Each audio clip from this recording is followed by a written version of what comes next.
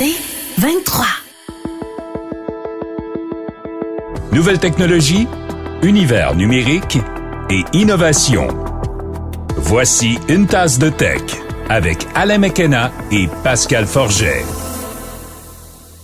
Et bonjour tout le monde, bienvenue à un nouvel épisode et même une nouvelle saison parce qu'on a décidé ça, hein, Pascal.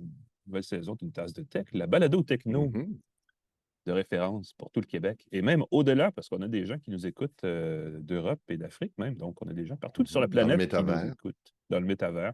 Quoique c'est discutable parce que ma théorie, c'est que le métavers maintenant est mort, on n'entend plus parler.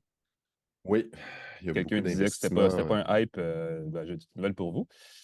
Parce que c'était peut-être ça, finalement. On va avoir l'occasion d'en parler parce que dans des prochaines semaines, on va avoir plein de nouveaux invités dont on parlera. Mais nos commanditaires, eux, restent les mêmes. Pascal, je ne sais pas si tu veux les présenter. Exactement. Merci à TELUS, merci à Plan Hub, merci à Jura. D'ailleurs, je te vois en train de prendre un café. il n'est Avoue pas que aussi bon. parce que tu es... Et là, c'est ça. Est-ce qu'on le dit que tu es en San Francisco pour On peut le le dire. Google I.O.? Ben oui, je suis à San Francisco. Voilà. Merci. Je suis à San Francisco pour Google I.O., donc la conférence de Google. D'ailleurs, c'est l'édition spéciale. On va parler que de ça cette semaine, à part quelques petites actualités chocs, bien sûr. Mais non, j'ai Alors, pas je la me dis- machine Jura que j'aimerais avoir pour me faire C'est un ça, café. tu n'as pas ta machine Jura pour te faire un café à volonté, à la pression d'un seul bouton, avoir la boisson caféinée ou pas de ton choix, avec une quantité précise de lait, de café et d'eau. Un seul bouton, là, tu n'as pas à faire ton lait, tu n'as pas à faire mousser le lait, mélanger et tout. Un seul bouton, le lait, le café et tout. Tu as un affichage avec un écran qui permet de choisir ta boisson précisément. Tu as un dispositif pour nettoyer le lait. Le dispositif de lait, normalement, c'est un peu cochon, nettoyer ça. Il faut utiliser un chiffon et tout. Tu as un petit dispositif, tu mets des enzymes là-dedans, ça nettoie super bien. Vraiment, vraiment le fun. Puis tu as une petite chute à l'arrière de la machine si tu veux mettre du café moulu. Ça prend du café en grains et ça le transforme en délicieuse boisson. Mais si jamais tu veux utiliser du café déjà moulu, tu peux le faire. C'est la Jura E8. Plus on l'utilise, plus on l'aime. Je serais triste presque de voyager. C'est pas vrai. J'aimerais ça voyager. Je m'ennuierais de ma machine à café. Surtout, j'ai découvert un lait d'avoine que j'utilise en remplacement du lait, puisque c'est une question de boire trop de lait, là, mais ce qui est excellent, qui va super bien avec la machine en plus parce qu'il mousse parfait. Il ne goûte pas trop les céréales, mais malheureusement, je suis très loin. En fait, je suis pas à San Francisco comme tel, je suis à Mountain View, où se trouve le siège social de Google pour parler de plein de choses mobiles, n'est-ce pas? Qui fait que je peux saluer en même temps nos partenaires Plan Hub et TELUS qui complètent notre trio de partenaires. C'est la saison 8. J'hésitais parce que je ne savais pas trop si on allait faire prolonger la 7 ou partir la 8, mais on part la 8. Hein, je pense que c'est une bonne idée parce qu'avec le printemps, c'est le renouveau, n'est-ce pas? C'est la renaissance. Donc, nous partons Et en neuf. quelle température fait-il à Mountain View? Il fait exactement la même chose qu'à Montréal. Là, il va faire beau aujourd'hui, mais hier, c'était nuageux, 15 degrés. Donc, Pas mal. Ici, il fait frisquet un peu. Il fait soleil, mais frisquet. Est-ce bon. qu'on commence? On va parler d'AI, d'intelligence artificielle, parce qu'à Google, on a fait beaucoup, beaucoup d'annonces pour tenter, je pense, de pallier le petit choc de Bing et de ChatGPT qui est intégré dans les produits de Microsoft. J'aimerais ça te parler d'une application québécoise qui utilise l'intelligence artificielle, Parky.ai. Comme Porky, le film, mais Parky pour parking avec un Y. Ceux qui sont âgés savent la référence du film, la série de films Parky. C'est une application qui sert, et là je trouve ça fantastique d'utiliser l'intelligence artificielle pour ça, qui sert à déchiffrer les panneaux de stationnement à Montréal. Ça, c'est hilarant. Tu prends ta photo. Ça indique bien des choses quand ça prend une intelligence artificielle pour lire les pancartes sur la barre d'une rue. Oui, effectivement. Exactement. Et ça analyse les différents panneaux et ça dit oui, tu peux te stationner ici ou non, tu ne peux pas te stationner ici. Pour l'instant, c'est que pour Apple, c'est gratuit. Les ingénieurs travaillent sur une version Android. J'ai demandé si ça fonctionnait dans d'autres villes québécoises. Et comme c'est de l'intelligence artificielle, on m'a répondu qu'il n'y a pas de raison que ça ne fonctionne pas partout au Québec, même si on a fait la formation et l'assurance qualité sur des panneaux, surtout à Montréal et en région de Montréal. Donc, on parle de Laval, Brossard, Montréal-Est, Longueuil, Dorval et compagnie. Mais comme les panneaux de signalisation au Québec sont assez standards, j'assume que... Bon, j'imagine qu'ils sont moins complexes ailleurs. Il y en a moins sur un seul Montréal, poteau. Ben oui, parce que souvent, il y a 3-4 exact. affiches une après l'autre qui sont parfois contradictoires, pas toujours complémentaires, des fois mutuellement exclusives.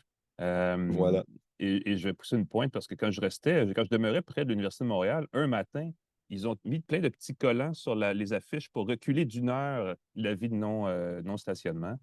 évidemment, dans la minute passée cette heure-là, parce que personne n'avait regardé la pancarte, ces pancartes n'avaient pas changé. Évidemment, le petit monsieur avec ses contraventions avait mis un paquet de billets sur genre les 300 voitures stationnées sur la rue, qui était la rue Édouard-Montpetit. C'était pas fin, ça. Mais c'est clairement pas pour passer la machine qui nettoie les trottoirs, c'est vraiment juste pour faire de l'argent, qu'ils font des pancartes comme ça des fois. Mon éditorial de la semaine. Parky.ai sur Apple seulement pour l'instant, bientôt sur Android, bientôt dans votre téléphone Pixel. Puis toi, tu voulais aussi parler d'un autre truc qui est pour Apple. Ben oui, ben effectivement, il y a eu une petite nouvelle, et je pense que c'est la stratégie d'Apple que d'essayer de noyer un peu les nouvelles de ses concurrents quand ils font des conférences, parce que la veille des grandes conférences de Google, Microsoft et les autres, il y a toujours une petite nouvelle d'Apple qui se faufile. Mystérieusement. Oui, et ce coup-ci, ben, on a présenté 2 versions pour iPad de 2 applications de pointe très populaires sur Mac, Final Cut Pro et Logic Pro, ce qui permet toujours de me rappeler à quel point je n'utilise pas ces applications, parce que ce sont des applications plus pour des professionnels vraiment de l'audiovisuel. Dans le cas de Final Cut Pro, c'est de l'édition vidéo de pointe. C'est comme un iMovie sur les stéroïdes, pour ceux qui sont plus grand public. Et Logic Pro, c'est pour créer de la musique, pour produire de la musique. Vraiment, c'est un mini-studio qui tient dans un Mac jusqu'ici. Et maintenant, sur iPad. C'est une semi-petite grosse nouvelle parce que ce sont des outils qui sont très appréciés de gens, de créateurs de contenu qui préfèrent les produits Apple, là, par exemple, Premiere Éléments et toutes ces choses-là chez Adobe, entre autres. Il y a DaVinci aussi qui fait beaucoup avec son application Resolve, qui fait beaucoup de belles choses et qui est très populaire. Donc, Apple sentait le besoin de revenir avec une offre tactile, disons-le comme ça, parce qu'on a revu les 2 applications essentiellement pour les rendre plus fonctionnelles à l'écran de iPad Pro. J'insiste sur le Pro parce que ça prend un appareil assez puissant pour que ça fonctionne. Mais la démonstration est assez éloquente là, en termes d'interface. C'est vraiment bien soigné. On peut évidemment, même sur son iPad, importer des vidéos, des clips, des photos, des clips, des trames sonores pour faire du montage vidéo de pointe avec des effets, des filtres, tout ce que vous voulez. Là. C'est vraiment assez avancé. Et ce qui est intéressant, c'est pas tellement ce qu'on peut faire parce que c'est comparable à ce qu'on fait sur un Mac déjà, mais c'est la façon dont on peut interagir avec les éléments à l'écran avec ses doigts, n'est-ce pas? Et aussi avec le stylet, le pencil, qui permet de faire de l'édition de précision d'une façon qu'on ne penserait pas, parce que quand on met un doigt, on le sait, quand on utilise une tablette couramment, c'est pas toujours l'affaire la plus précise que d'y aller directement avec le doigt à l'écran, mais dans ce cas-ci, on a trouvé, entre autres choses, on a une espèce de molette qui apparaît sur le côté de l'écran qui permet de, juste en pivotant les doigts, d'ajuster vraiment un degré de détail qui est plus précis que ce que je m'attendais à voir, honnêtement. Donc, 2 applications qui sont intéressantes pour les amateurs. Logic Pro, c'est plus de la musique. On a revu aussi la façon dont on utilise les plugins, les logiciels, pour les rendre visuels. Donc, on fait du drag and drop, du glisser-déposer. On peut faire de la prévisualisation ou en tout cas de la pré-écoute parce que c'est du traitement musical, sonore. Et c'est assez intéressant. Et peut-être la grosse affaire, c'est qu'au lieu d'acheter les logiciels pour quelques centaines de dollars pièce, Apple les offre par abonnement à 5 par mois. Donc, les gens qui sont curieux, qui pensent qu'ils peuvent devenir soit créateurs de contenu, parce qu'on s'adresse à une clientèle plus jeune, plus numérique avec ces applications-là. Donc, les gens qui veulent devenir YouTubers, des choses comme ça, peuvent et qui veulent justement bidouiller, savoir s'ils sont capables de le faire, ils ont un accès plus facile parce que 5 par mois, on paye 5 puis pendant un mois, on peut l'essayer. Et si ça nous intéresse, ensuite, c'est 49 par année. C'est une façon simple et pas trop chère d'avoir un premier contact avec ces applications-là. Évidemment, vous pouvez aussi essayer iMovie, qui est gratuit, qui permet de faire de l'édition très légère si vous êtes plus, si vous le faites plus pour par loisir, mais c'est une façon, évidemment, de sauver des sous là aussi. Mais, on s'entend que Final Cut et Logic Pro, c'est des applications professionnelles avec lesquelles on peut pro dans monter le nom, des films en salle. C'est des trucs très, très costauds. Moi, ça me fait réaliser à quel point l'iPad est une machine puissante. Et je me demande comment ça va s'intégrer dans le workflow des créateurs. Quand tu es habitué de travailler avec un clavier, quand tu es habitué de travailler avec... tu peux peut-être faire une préédition. J'imagine que ça va devenir très pratique pour les créateurs sur la route. Dans une voiture, tu peux plus rapidement, peut-être avec ton iPad, faire un pré-montage, publier quelque chose sur les réseaux sociaux avec des outils professionnels de montage. Je pense que les gens ne réalisent pas tout ce qu'on peut faire avec un logiciel professionnel. Et tu as mentionné DaVinci Resolve. Ceux qui veulent faire du montage vidéo, c'est une application gratuite. Vraiment, c'est incroyable. Il semble que de plus en plus de créateurs arrêtent de payer des licences pour les logiciels de Sony ou les logiciels comme pour faire avec DaVinci Resolve. C'est aussi une application professionnelle qui permet de monter des films en salle. Je l'utilise et je suis émerveillé par ce que ça peut faire. Oui, ben, on ne s'en rend pas compte, mais la production, vous savez, les gens sur Instagram, les influenceurs, ces choses-là, les créateurs de contenu, vraiment, ont des outils assez poussés. Là. C'est souvent fait, c'est très soigné, quoi qu'on pense de ce créneau-là. Il y a quand même généralement beaucoup de travail derrière et ces applications-là visent cette clientèle-là. Donc, pour les gens plus les jeunes, probablement qui rêvent de faire carrière dans ce genre de profession-là, effectivement, il existe des outils. Et ils sont plutôt chouettes, en fait. On fait vraiment le pont entre les outils professionnels et les outils grand public avec ces applications-là qui sont plus sur iPad. Ça prend d'ailleurs un iPad de processeur M1 ou plus, donc vraiment un iPad Pro assez récent, ou dans le cas de Logic Pro, c'est le processeur A11, donc c'est vraiment des iPads des 2-3 dernières générations qui sont conçus ou qui fonctionnent, qui sont assez puissants en fait pour ces applications. Donc c'est un petit détail. Tu es au Google I.O. Moi, j'ai pris en note de Montréal. J'ai regardé ce qui se passait, les nouvelles qui ressortaient. Je ne sais pas si tu veux commenter ce que moi j'ai remarqué. Moi, j'ai vu que Google allait faire une mise à jour majeure de Find Your Device, trouver votre appareil, l'application qui permet de repérer, retrouver son téléphone, retrouver ses écouteurs, retrouver des trucs comme ça, y compris les traceurs de tile, entre autres, et les AirTags. Et ça, Incluant je les trouve ça AirTags fantastique qu'enfin on puisse voir dans un appareil Android facilement qu'un AirTag nous suit. Il semble qu'Apple et Google travaillent ensemble pour éviter justement que ça serve à pister les gens à leur insu. Ouais. Je trouve ça noble parce que Apple, en lançant le AirTag sans compatibilité avec Android, a créé un outil de surveillance massif sans possibilité de se défendre si tu avais un appareil Android. Je trouvais ça terrifiant que personne n'ait relevé ça. On a aussi mentionné l'application Home, l'application qui gère sa domotique. Ça coïncide avec le lancement de la tablette de Google dont on va parler dans quelques minutes, qui va devenir un outil pour gérer toute sa domotique, allumer ses lumières et tout. Ça va être lancé aujourd'hui. Donc, en théorie, là, j'attends la mise à jour. J'espérais pouvoir l'utiliser aujourd'hui. Mais ceux qui ont de la domotique à gérer, ça va être beaucoup plus facile de le faire avec la nouvelle application Home de Google.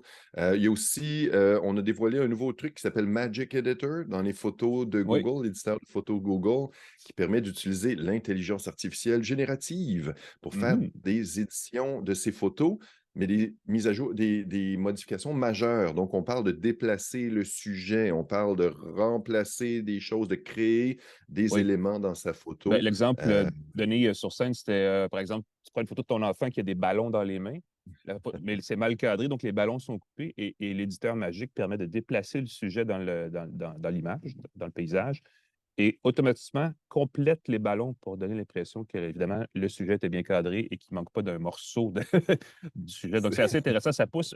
On connaissait déjà l'effaceur magique, là, qui était depuis 2 ans très populaire du côté des pixels.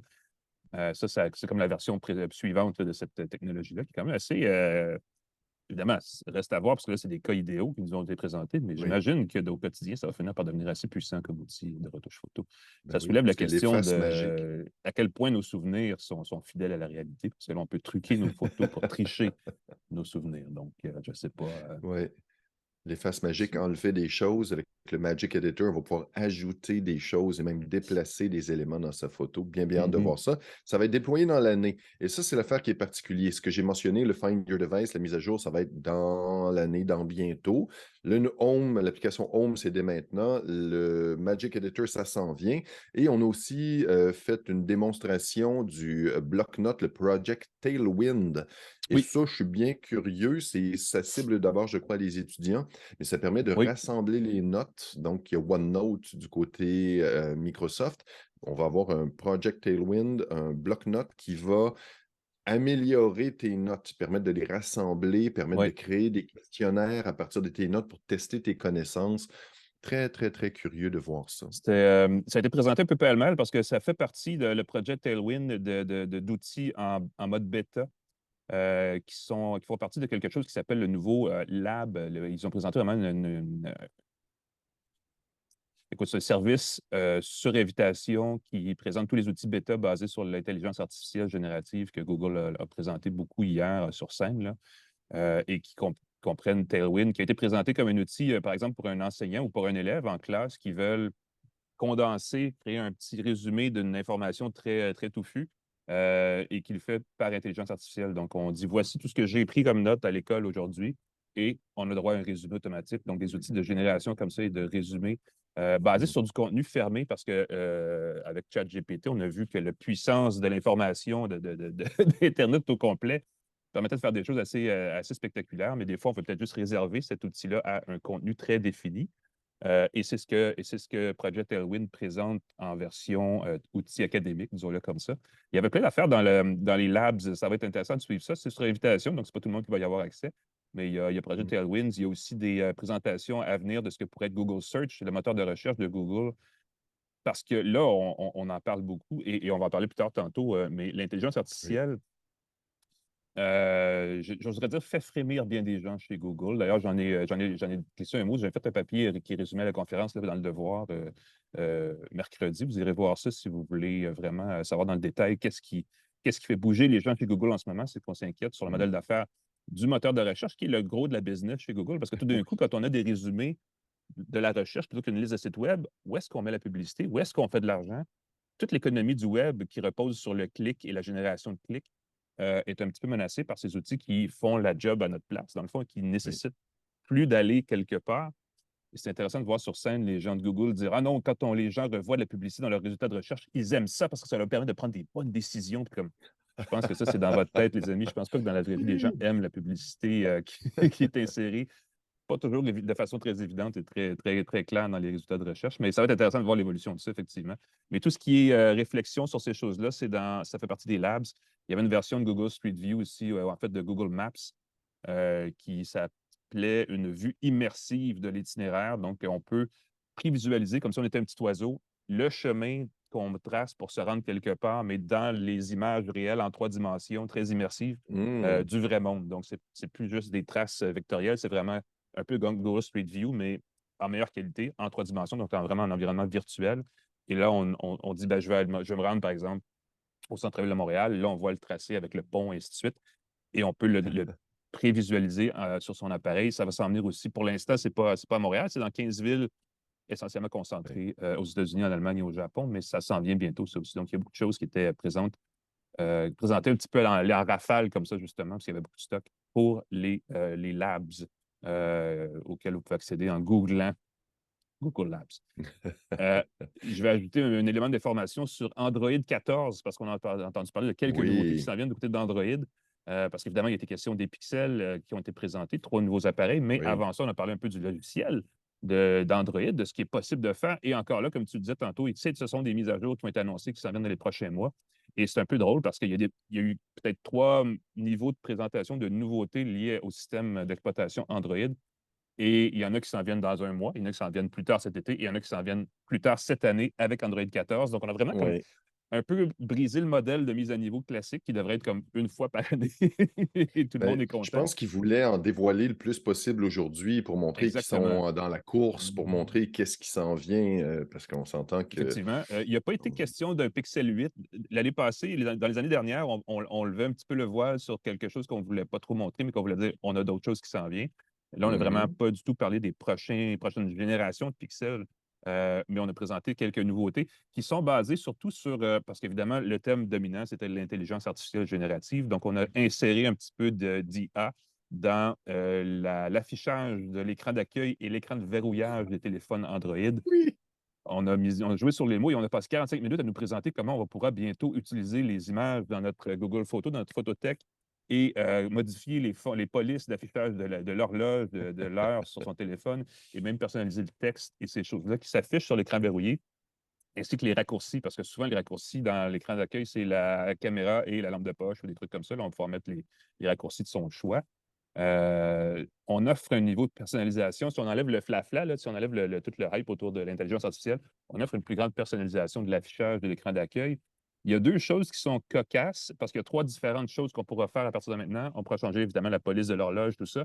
On pourra aussi changer l'image derrière et créer 3 nouvelles façons de personnaliser son affichage. Une, c'est en utilisant des emojis. Donc, on va pouvoir créer une espèce de papier peint à base d'emojis qu'on choisit nous-mêmes et qui se mettent en place tout seul. Ou on peut utiliser une fonction aléatoire, on appuie sur un bouton et il nous bâtit une image, un fond d'écran à partir d'emojis. sais pas qui ça va exciter, mais ça va Écoute, être, ça va être quelque l'enfant chose. de 13 ans en moi se peut plus. Voilà. Je suis pas Il y a un fin, je mode, juge. il y a un mode cinématique aussi qui va prendre une photo que vous avez de quelqu'un ou d'une personne ou d'un animal de compagnie. Donc, c'est d'un être vivant sur un arrière-plan assez facile à comprendre. Et là, l'outil, votre Android va décomposer l'image pour créer un effet de mouvement avec l'arrière-plan pour animer un petit peu le fond d'écran et le rendre. On le voyait un petit peu sur les appareils il y a quelques années où quand on bougeait son appareil, l'image se déplaçait un petit peu Oui, pour donner une espèce oui. d'effet de perspective, pardon. Ben, ça va être plus avancé en version cinématique, comme on l'appelle chez Google. Et il y a, en dernier point, les papiers peints d'intelligence artificielle générative. Les gens qui connaissent Mid-Journey ou DALL-E savent un peu déjà de quoi ça va ressembler, parce que ce qu'on va offrir aux utilisateurs, c'est sur l'appareil de composer une phrase avec ça va être des choses pré-réglées. Genre, je veux un paysage de ville sur le bord de la mer, style expressionniste. Et là, il génère une image de nulle part basée sur cette combinaison d'éléments-là qui va permettre de créer des images de partir de rien. Donc, c'est vraiment génératif dans le sens où ce n'est pas une photo de San Francisco qui va être un petit peu recolorée. C'est vraiment produit à partir d'une banque d'images que l'intelligence artificielle retraite et recompose et ensuite reproduit. Donc, ce qu'on dit chez Google, c'est que ça va être la façon la plus évidente de personnaliser tous les téléphones Android qui existent sur la planète. On dit qu'il y a 3 milliards d'utilisateurs actifs d'Android dans le monde. L'affaire, c'est que probablement 80 de ces gens-là ont des téléphones Android qui ne sont pas nécessairement des téléphones intelligents très modernes, donc qui ne seront pas compatibles. Et Ouais. sérieusement, si je me fie juste à mon expérience personnelle, il y a beaucoup d'appareils Android qui sont peut-être sur Android 3, 4, 5, là, des vieilles versions d'Android qui sont bloquées de toute façon avec du vieux stock parce qu'il y a quand même beaucoup de gens, évidemment, à l'extérieur d'Amérique du Nord qui ont des téléphones plus âgés et surtout qui ont des téléphones pas chers qui s'adonnent à être animés par Android. Ces gens-là, ils n'auront pas le droit, mais à partir de cet été, ceux qui ont un téléphone plus récent, nécessairement un Pixel, ça va être idéal, mais peut-être aussi d'une autre marque, pourront avoir ces présentations-là. On a aussi présenté un niveau plus avancé, et ça va venir d'Android 14, un niveau plus avancé d'harmonisation des couleurs, je vais dire ça comme ça, parce qu'on peut, avec les téléphones Android actuels, avec la plus récente version d'Android, donc Android 13, choisir d'utiliser la couleur dominante dans les images, dans l'image de papier peint pour créer les icônes des applications, les couleurs des menus, ces choses-là. Et là, on pourrait aller un petit peu plus loin puisqu'on va vraiment pouvoir créer un affichage monochrome, pas nécessairement blanc noir et blanc, mais vraiment monochrome. Donc, une seule couleur dominante à la grandeur du système. Donc, ça va être une façon de rendre des plus personnalisé. Mais ça va être pour Android 14, donc ça va être probablement cet automne qu'on verra ça. On aura l'occasion d'en reparler sans doute là, Quand ce sera dévoilé. Moi, j'ai bien hâte de voir combien de fois on va se servir de ça. Moi, j'ai l'impression que ça va être une belle démo. On va ouvrir notre téléphone, on va installer Android 14, on va le faire une fois, on va faire ouais. C'est ça qui est ça, ben oui. Et on va revenir à l'ancien fond d'écran qui sont préconçus, qui sont habituellement très, très jolis. Moi, je n'obsède pas sur mes fonds d'écran. Je ne sais pas pour toi, mais Ben, j'aime beaucoup le mettre des photos de la famille, des voyages, des choses comme ça, mais j'avoue que j'en ferai pas une obsession non plus. Écoute, je ne sais pas à quel point ils ont fait un focus group avec des gens qui représentent l'acheteur moyen pour se dire que c'était une des priorités à faire, mais c'est sûr que c'est quelque chose qui était facile à présenter dans un contexte de conférence pour les développeurs, de dire voici à quel point vous pourriez, vous aussi, dans vos applications, créer des éléments de design, d'interface qui sont personnalisables facilement, basés sur des éléments système, couleur générale, couleur dominante, style d'icône, génération d'images. Il y a des petits mouvements qui s'en viennent de ce côté-là. D'ailleurs, parlant d'intelligence générative, on va en parler dans un instant parce qu'on va revenir sur les éléments plus d'intelligence artificielle. Je vais vous donner des indices de ce dont on va parler. Gecko, Otter, Bison et Unicorn. Voilà 4 noms de ce qui a été présenté par, entre autres, Sundar Pichai sur scène hier. Ils ont beaucoup, beaucoup, beaucoup de noms pour beaucoup, beaucoup de systèmes.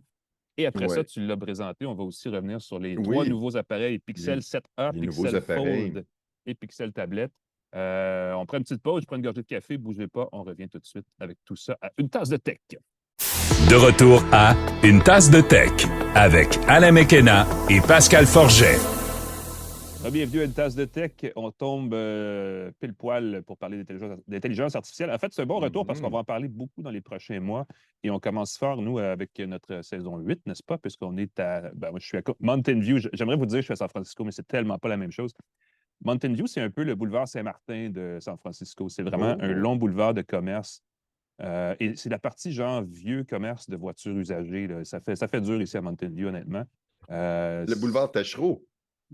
Oui, sur la rive sud ou Saint-Martin à Laval, mais aussi, essentiellement, c'est un gros boulevard de commerce surtout ici laissé à l'abandon parce que ce n'est pas la partie la plus excitante de la vallée, de la Silicon Valley.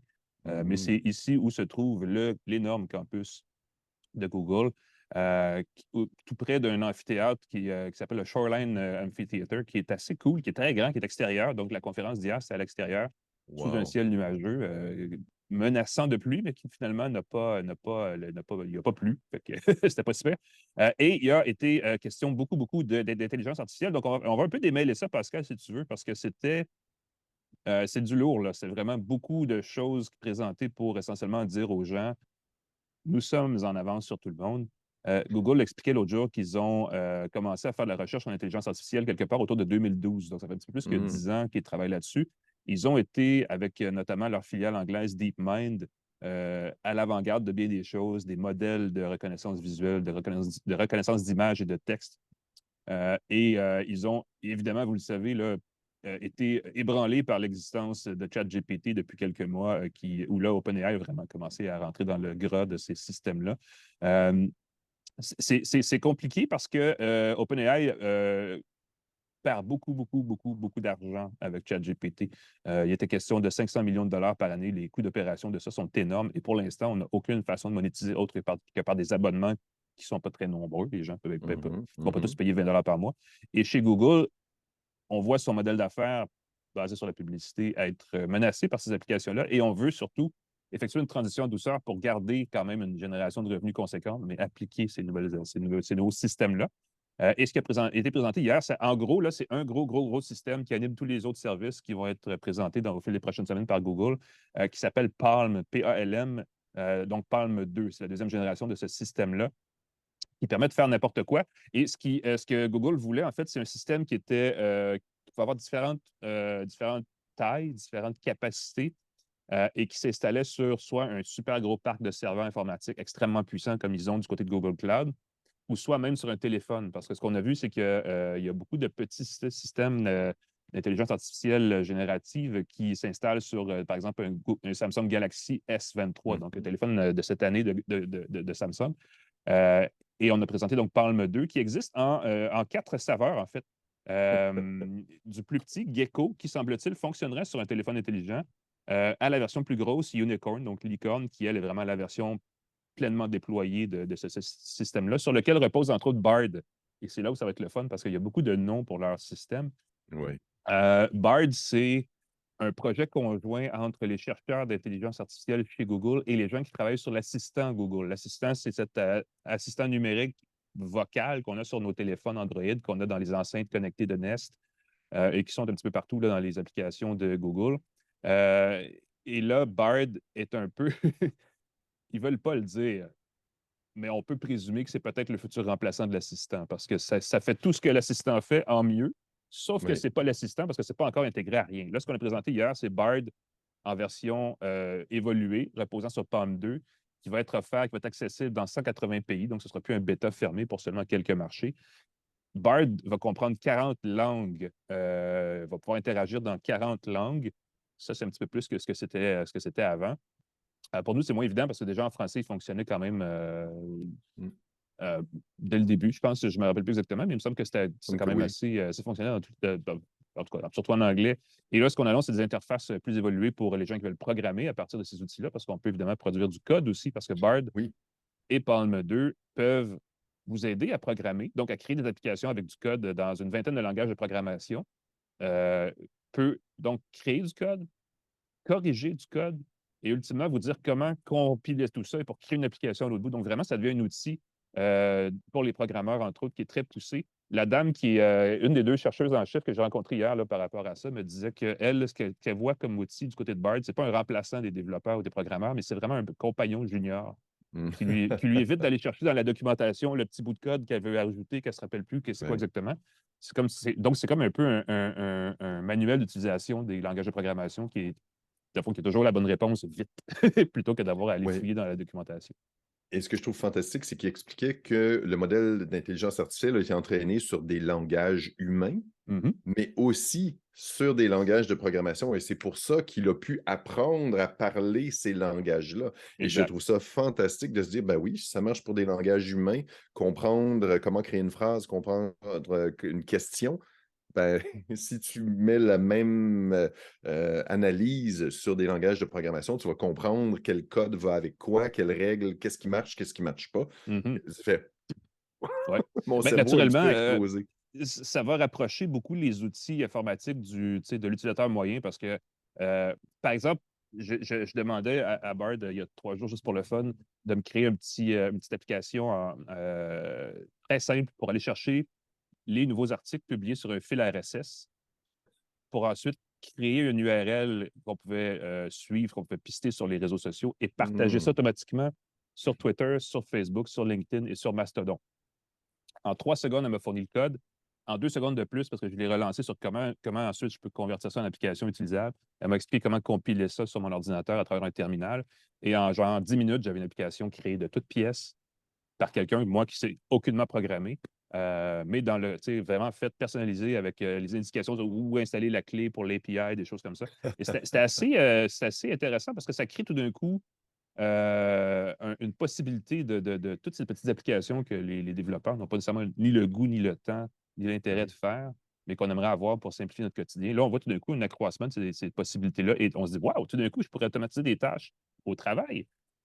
Et individuellement, chacun d'entre nous pourrait trouver des façons d'être plus productif. Et là, vous le dites pas à votre patron, puis vous passez du temps de qualité à faire autre chose qu'à travailler 8 heures par jour Exactement. et vous avez à la fin le même résultat de travail. Donc, c'est quand même assez intéressant ce que ça permet comme potentiel pour les gens qui sont dans des tâches liées à de l'information, donc des tâches plus informatisées et tout ça. Il y a quand même quelque chose d'intéressant. Il y a un autre élément qui a été présenté hier, au-delà des fonctions, c'est qu'on pourra bientôt dans Bard soumettre des images au lieu du texte pour Hmm. qu'elle nous explique, par exemple, c'est quoi l'image ou à partir de l'image, nous donner de l'information additionnelle. Et inversement, elle pourra, elle aussi, nous répondre, ou lui aussi, je ne sais pas si c'est un gars ou une fille, Bard, évidemment, mais pourra nous donner de l'information sous forme d'image. Ça va venir plus tard dans les prochains mois.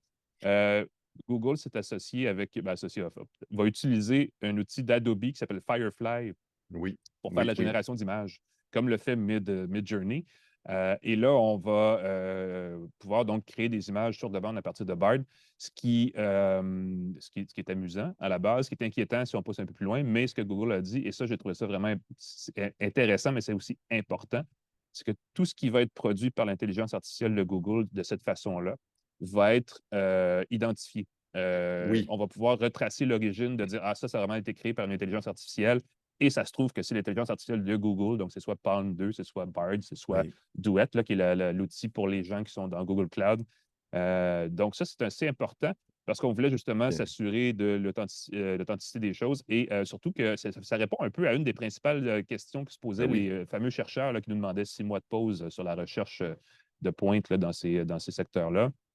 Au moins, là, on va pouvoir dire, ben, s'il y a quelqu'un qui utilise ça à des fins malicieuses, on va pouvoir retracer la Ben oui. source et dire, ah Qu'il y a un ah, filigrane. voici C'est le ça, qu'il y a un malcommode. Un filigrane dans les filigrane, merci. photos Je cherchais ça. générées. C'est Watermark et je ça, cherchais le français. Ben oui, watermark, exactement. un filigrane dans les images générées par l'intelligence artificielle. Voilà, tu viens de Mhm. régler 80. C'est sûr qu'il y a sûrement moyen de contourner, de cacher tout ça, mais pour la majorité des gens qui utilisent ça, ben, tu peux faire, OK, ça a été généré de telle façon par telle Ouais. personne, ou tu peux peut-être ramener à la source de la génération, puis immédiatement faire peut-être que les navigateurs web vont pouvoir tout de suite indiquer, mettre un petit code, un petit X, un petit quelque Mhm. chose qui va te signaler que ça a été généré ou non. Ce qui va être le Exact. fun, par Il exemple, pour des va. articles Wikipédia, tu vas avoir des vraies photos. Non, ben exactement. Puis, en fait, c'est bien que tu le mentionnes parce que Google, dans le moteur de recherche de Google, va pouvoir, ou veut en tout cas arriver à un stade où elle pourra indiquer l'origine des photos, des images, du contenu pour être sûr qu'on fait la différence entre du contenu. Et là, il y a différents grades, mais en haut, de dire, ben, ce contenu a été généré par une intelligence artificielle, donc ce n'est pas nécessairement du vrai contenu, dans le cas d'une image qui aurait été retouchée. Des images qui seraient donc des vraies images qui viennent de sources crédibles, des images qui peuvent être tirées de n'importe quoi. Ils vont aussi créer une nouvelle section pour le contenu qui provient de forums en ligne, comme Reddit, entre autres, Mhm. où c'est du contenu qui est un peu ramassis de ce que les Ouais. gens écrivent. Ils vont mettre ça à part des résultats de sites web ou de médias. Ils vont vraiment départager la nature des contenus pour justement rendre tout ça plus facile à comprendre Oui. et donner des niveaux d'utilité. C'est comme ça qu'il présentait, là, des Ouais. sources, des niveaux d'utilité selon les sources. Et pour tout ce qui va être créé à partir de l'intelligence artificielle, ça va être intéressant de savoir et ça va être important de savoir quand Ben on oui, tombe sur du aider contenu les gens créé à de façon distinguer le artificielle. vrai du faux, parce que ça peut être tout à Exact. fait légitime qu'on fasse une retouche sur une photo, enlever un élément distrayant ou quelque chose comme ça, mettre en valeur quelque chose. À un moment donné, quand on fait, par exemple, avec notre photo, si on ajoute des ballons à la photo, ben là, on a triché un petit peu. C'est pas nécessairement grave, mais ça reflète pas nécessairement la réalité. C'est toujours comme sur les boîtes de céréales, pouvoir indiquer ce produit n'est pas Présentation recommandée, ben oui. présentation suggérée, c'est ça. Donc, si on Exactement. peut savoir ça en regardant sa photo, ça va être beaucoup plus intéressant que de regarder la photo magnifique du coucher de soleil sur Paris, puis voir que tout a été refait numériquement, que ça n'a pas été fait avec une vraie photo qui représente le vrai Paris. Évidemment, ça ne règle pas toute la question bon, justement, des intelligences artificielles qui sont créées et utilisées, qui ne seront pas identifiées, parce que là, on parle seulement de l'environnement Google. Ça va être offert. Palm 2, Bard, évidemment, va être accessible au grand public. Palm 2, ça va en dessous des autres produits Google. Donc, dans les applications de Google, toute la suite Office, pas Office, mais Workspace, là, avec Docs, Sheets, tout ça, vont utiliser, même Gmail va utiliser Palm 2 pour la création automatisée de contenu, de courriels, de documents, textes, de tableaux, de classeurs, peu importe. Ça va vraiment propulser la création de contenu de façon assez intéressante dans les produits de Google. Donc, les gens qui sont clients de Google déjà pour les suites bureautiques vont apprécier. Il y a aussi... On s'entend que c'est une réponse. Oh, excuse-moi, on s'entend que c'est une réponse à Copilot de Microsoft 365. Exactement. Oui, Microsoft a des solutions similaires pour intégrer la génération de courriels, de documents Word, de documents Excel et compagnie. Fait que là-dessus, je n'étais pas étonné que Google annonce qu'il va utiliser l'intelligence artificielle de façon similaire. C'était prévisible, évidemment, parce que, comme tu dis, Microsoft le faisait déjà aussi avec ChatGPT, ou en tout cas leur propre version de GPT-4. Je ne sais plus exactement comment ils le présentent. Et il y a aussi, c'est ça, la partie peut-être plus intéressante pour les professionnels de programmation. Il va y avoir des API. Donc, tout ce qui est offert sur Palm 2 va être accessible pour intégrer les outils de Google dans vos applications. Et c'est là où ça va jouer, parce que l'inquiétude chez Google, c'est que les gens utilisent leur propre petite intelligence artificielle autonome, chacun de son côté, qui n'est pas lié à leur modèle à eux. Et là, il y a un marché potentiel qui pourrait se perdre. Donc, ça va être intéressant de suivre ça. Il y a beaucoup d'informations aussi qui est liée à l'hébergement à Google Cloud. Donc, les gens qui sont qui ont leurs activités numériques hébergées par Google Cloud pourront utiliser de l'intelligence artificielle de Google sous une autre appellation qui s'appelle Duet, D-U-E-T. Là, il va y avoir des outils pour automatiser du contenu, du traitement de données, tout ça. On assure évidemment que la sécurité des données est assurée, l'anonymat des données collectées quand c'est des données clients, par exemple, d'une société bancaire, où là, on parle de données, par exemple, Wendy's. Donc, les gens qui aiment manger des burgers chez Wendy's ne veulent peut-être pas être identifiés, mais en tout cas, ça va être anonymisé pour justement rendre des services automatisés plus complets. Il y a évidemment beaucoup de fluff et beaucoup de hype autour de ça, parce que les exemples qu'on donnait d'applications concrètes, c'est pas exactement de l'intelligence artificielle, là, de savoir que chez Wendy's, justement, on vend des milkshakes. Ça ne prend pas de très grands algorithmes, à mon avis, pour comprendre ça. Mais on imagine que ça va évoluer, que ça va donner des applications peut-être de plus en plus avancées au fil des prochains mois. C'est intéressant à suivre. Mais concrètement, pour le grand public, ce qu'on a vu hier, c'est vraiment des applications qui vont arriver dans les services.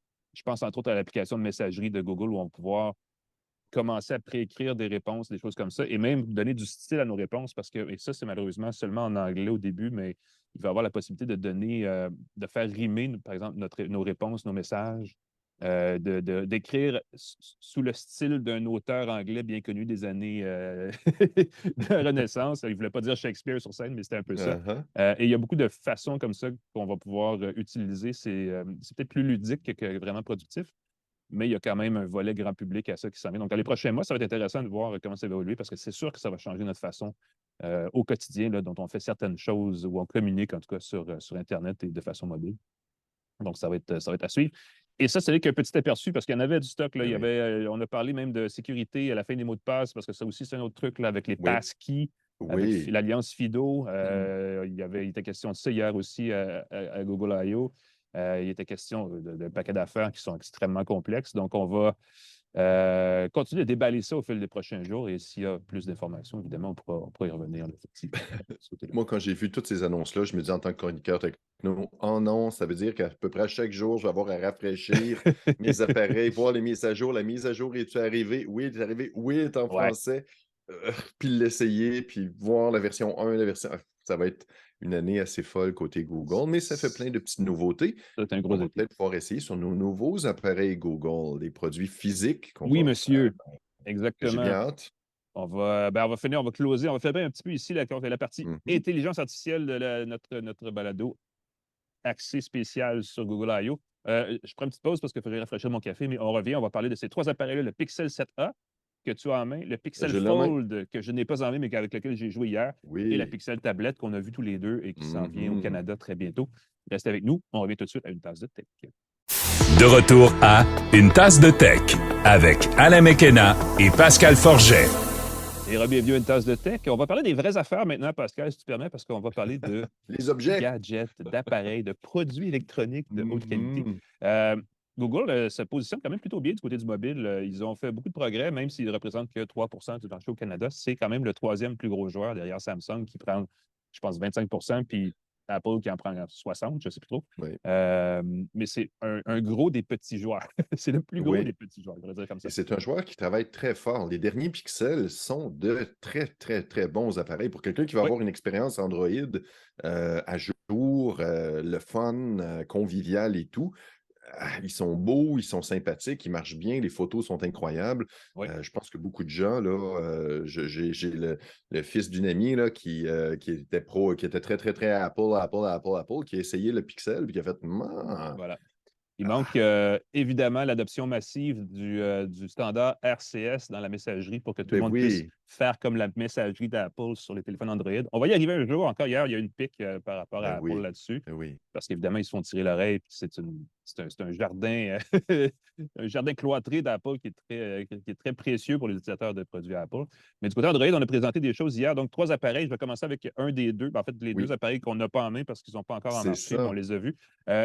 Et le lien, le point en commun entre ces 2 appareils-là, c'est qu'enfin, Google semble vouloir prendre au sérieux le marché de la tablette et va faire des efforts pour qu'Android soit euh, fonctionnel pour vrai en format grand écran. Parce que la version Oui. téléphone sur grand écran d'Android, ça n'a jamais marché.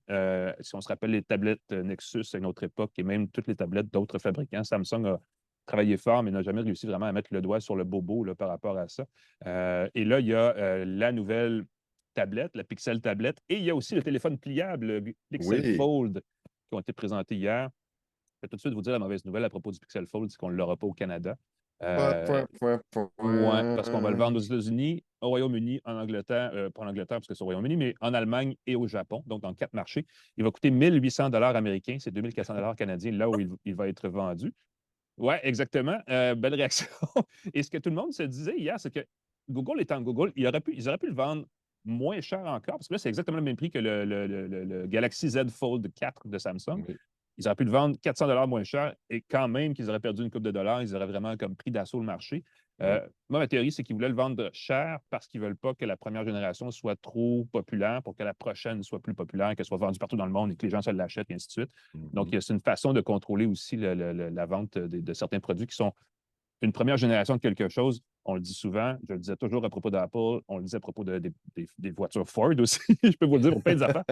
La première génération de nouveaux produits, souvent, est loin d'être parfaite. Donc, c'est intéressant parce que c'est nouveau, mais c'est mieux d'attendre quand on veut avoir un produit plus durable. Et peut-être que c'est le cas ici. Cela dit, le Pixel Fold, c'est un appareil super intéressant qui est très bien fait.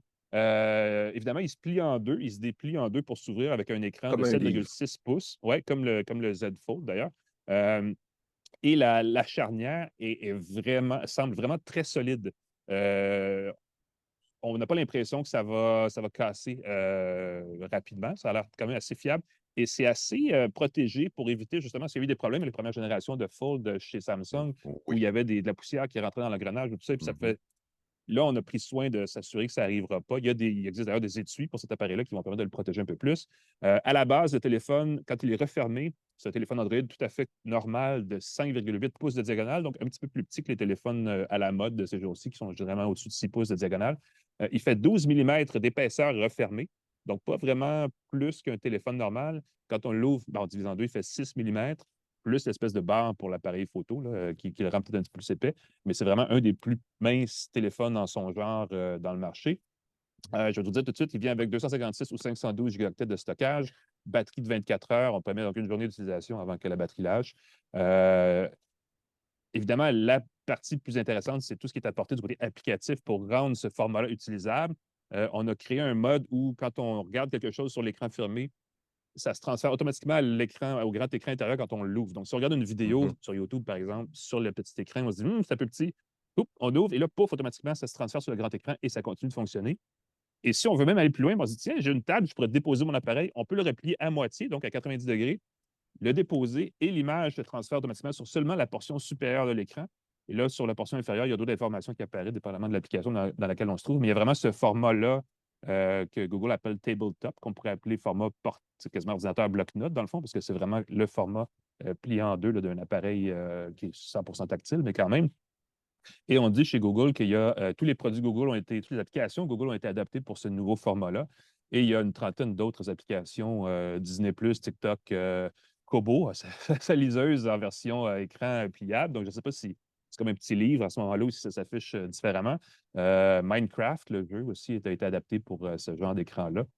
Il y a des éléments d'interface. On peut évidemment créer du multitâche. Tu as deux applications côte à côte. On peut faire du glisser-déposer, donc du drag and drop d'une application à l'autre. Et une petite application que j'ai trouvée intéressante à propos du Fold, c'est qu'on peut le replier donc à moitié, le déposer, partir à l'application Google Traduction, traduire en direct une conversation qu'on a avec quelqu'un. Si je parle français avec quelqu'un qui parle japonais, de mon côté de l'appareil, la traduction du japonais va s'afficher en français en direct et de l'autre côté, ce que je dis en français va s'afficher en japonais en direct aussi pour qu'on puisse se comprendre en direct de façon instantanée. Ça, j'aimerais pouvoir l'essayer pour vrai. Donc, il faut que j'aille me faire un ami qui parle japonais. Mais il faut aussi que je trouve un Fold parce que pour l'instant, on ne sait pas combien de Au gens vont Canada. l'acheter, mais on ne le verra pas chez nous de toute façon. Donc, ce serait strictement au niveau théorique que cette application-là pourrait venir. On dit que si l'appareil connaît un beau succès, il pourrait venir au Canada peut-être dans la prochaine année. Je ne sais pas à quel rythme il va être rafraîchi, l'appareil, mais ça se peut qu'on le voit un jour au Canada. Donc, les gens qui veulent un appareil à écran pliable, croiser les doigts parce que c'est un des beaux téléphones dans le genre. Il y a le Samsung, puis il y a Oppo aussi, la compagnie chinoise, qui en fait un. Et ils sont tous très bien, mais celui de Google semble mieux fini, un petit peu plus haut de gamme que les autres. Bien hâte de voir ça au Canada. Ce qu'on Voilà. va avoir au Canada, On va avoir la Pixel tablette.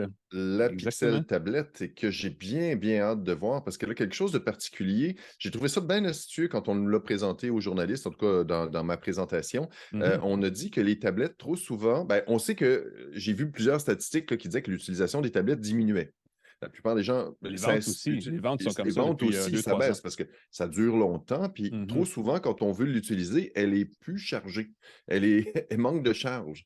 Et donc, ils ont créé une base qui va être vendue avec la tablette, Inclus dans la boîte, qui est inclus dans la boîte. Donc, ça vient avec. La tablette est un petit peu plus chère, mais il y a des haut-parleurs qui sont inclus, qui servent de base magnétique. Il semble qu'ils ont travaillé très fort. Je ne sais pas, tu as peut-être fait l'essai de décoller la tablette de la base. Moi, je n'ai pas eu l'occasion de l'avoir en main, mais en posant la tablette sur la base, elle se colle sur un socle qui devient un haut-parleur. Donc, on peut diffuser de la musique, des messages, écouter ses vidéos plus fort.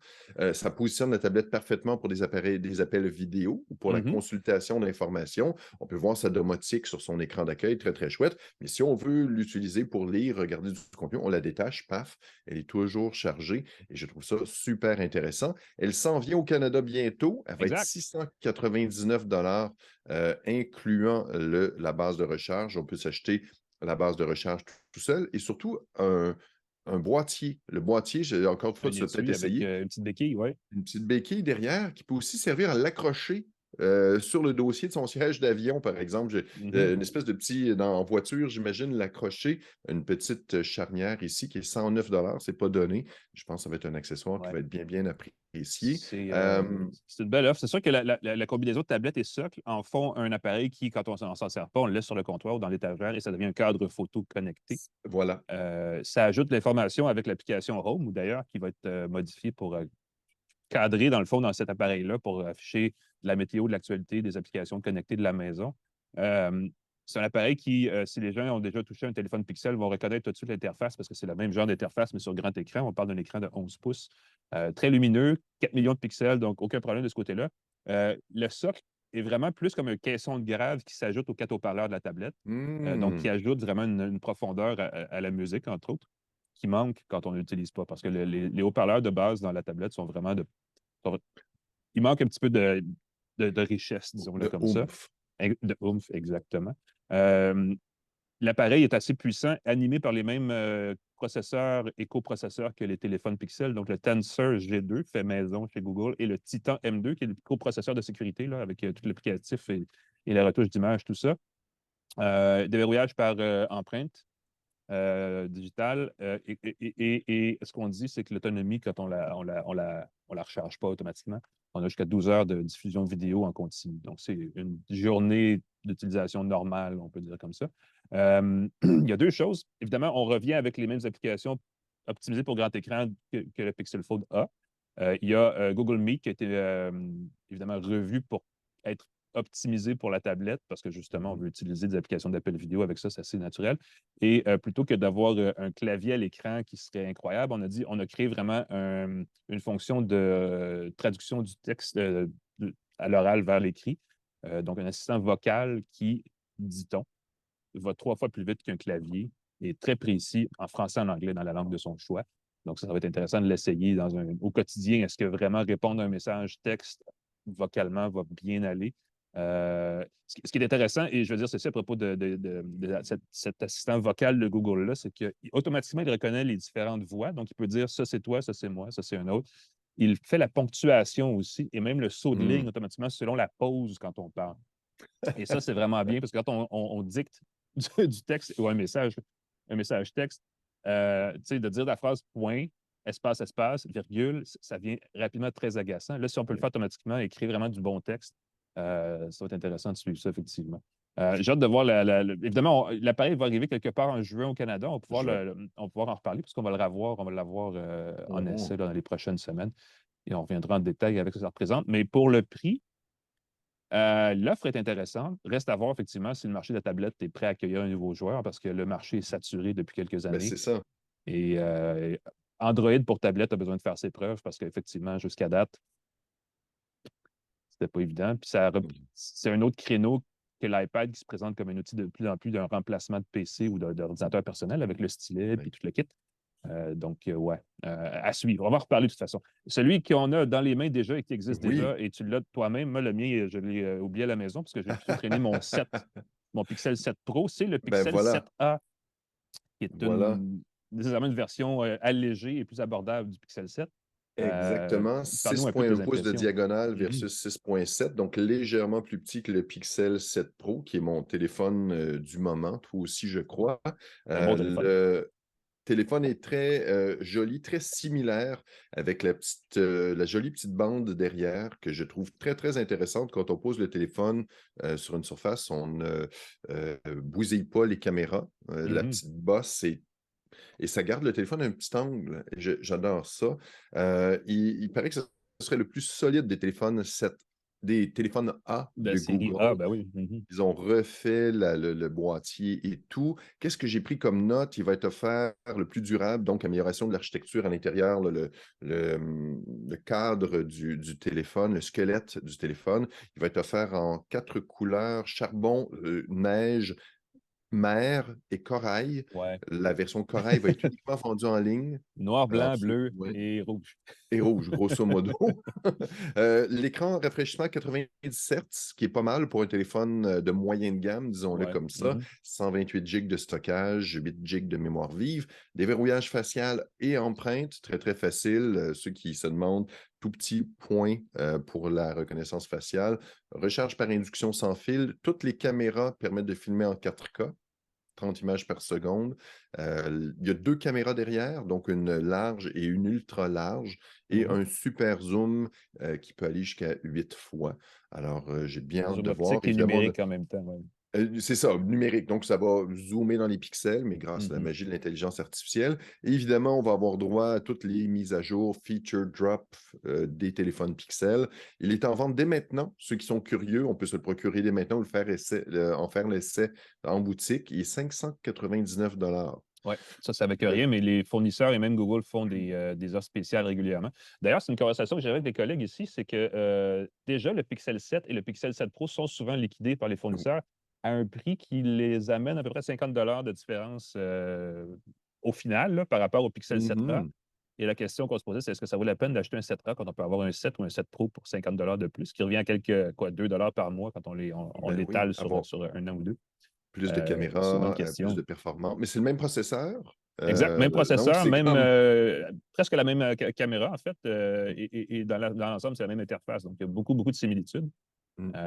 Ce qui est une grosse différence pour les gens qui veulent voir ces détails-là, c'est que l'écran est moins. On a le petit cadre noir autour de l'écran qui rend l'expérience moins enveloppante que sur le Pixel 7, ou alors l'affichage déborde un peu de la surface.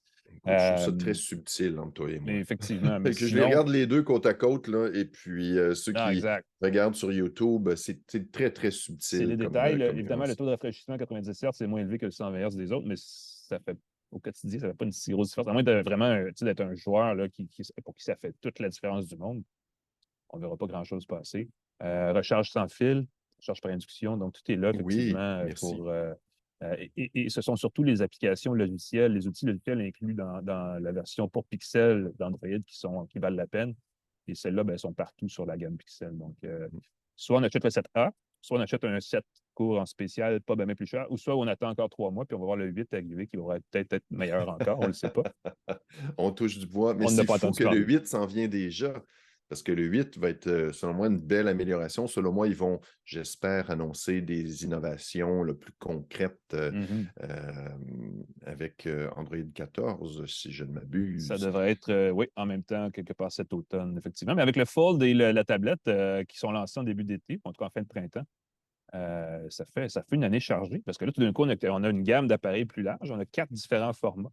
Et là, on va savoir qu'est-ce qui va être renouvelé quand, parce que là, ça va être un cycle annuel où tout va être renouvelé n'importe comment, alors qu'on aurait pu tous relancer ça à l'automne puis arriver au même moment avec les mêmes produits, ou en tout cas les nouvelles générations lancées en même temps. Je ne sais pas à quel point le cycle d'achat des téléphones conditionne cette stratégie-là chez Google, mais je pense qu'on voulait à l'origine créer le 7A ou le 6A, ou en tout cas la série A, pour profiter du creux dans le marché de fin de printemps, début d'été, où il n'y a rien qui Oui, se lance, donc de juste faire parler de l'appareil et de Google, c'était un ben intérêt. oui. Là, la rumeur, c'est que le 7A serait le dernier de la série A. Il n'y aura pas de 8A, il n'y aura pas d'autres A dans les prochaines années. Ça, Oh, c'est la rumeur. Donc, ouais. à suivre. Mais effectivement, pour le prix, surtout quand on l'amortit et qu'on l'utilise, si on peut l'avoir en rabais ou en spécial, c'est un téléphone qui est vraiment dans son créneau, dans le bas de gamme, c'est un des bons appareils.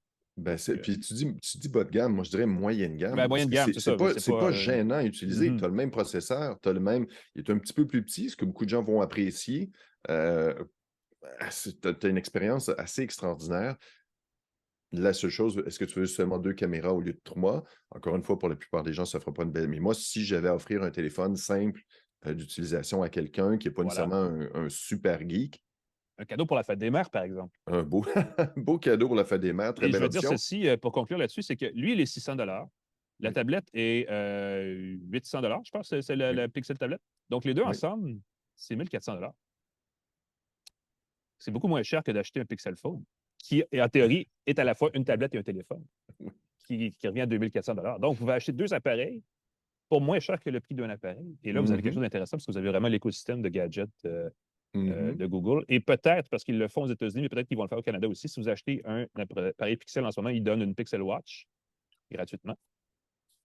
Donc, les gens Oh, qui veulent une montre connectée, c'est peut-être pas la meilleure des montres, mais elle est quand même très jolie et elle fait la job, disons-le comme ça. pour une première génération, c'est assez réussi.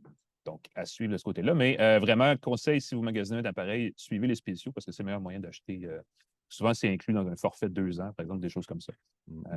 Et ça vaut la peine d'être suivi. Ça fait le tour de Google I.O., ça, je pense, hein, Pascal? Mais je pense que oui. Écoute, si vous avez des questions, n'hésitez pas à nous écrire, à nous contacter, ça nous fait plaisir. Alain, on peut te Exact. suivre dans le devoir, sur le web, sur Internet.